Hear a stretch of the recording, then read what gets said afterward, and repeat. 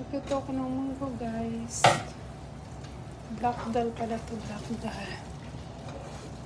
Ito yung creamy, yung sibuyas, kamatis, blender ko lang siya. Tapos nalagyan ko ng garam masala at saka asin. Tapos turmeric. Ngayon, ito na yung pinaka-sauce niya. Lagay ko na yung black dal or mung. Ayan.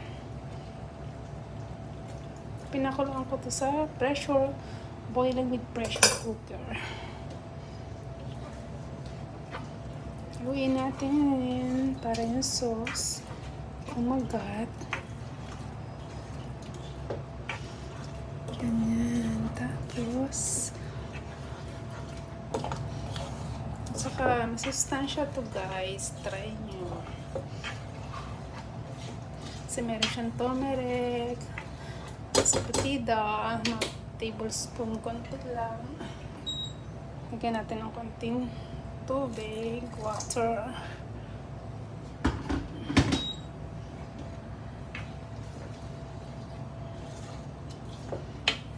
Para hindi siya masyadong creamy naman. May sabaw-sabaw.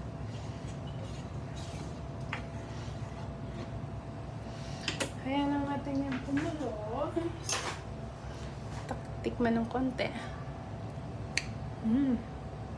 Sarap. Parang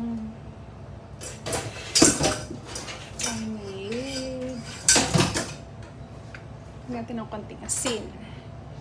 Ayan yung coriander. Lagyan natin sa top. Asin. Ay, Himalayan salt. Hindi na para hindi masyadong maalat.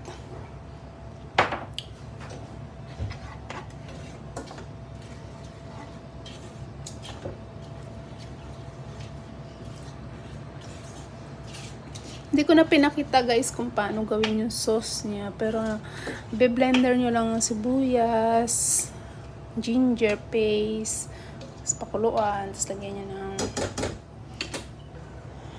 garam masala. Tapos ito, lalagyan natin yung coriander. Para healthy talaga yung luto natin. Black mung dal.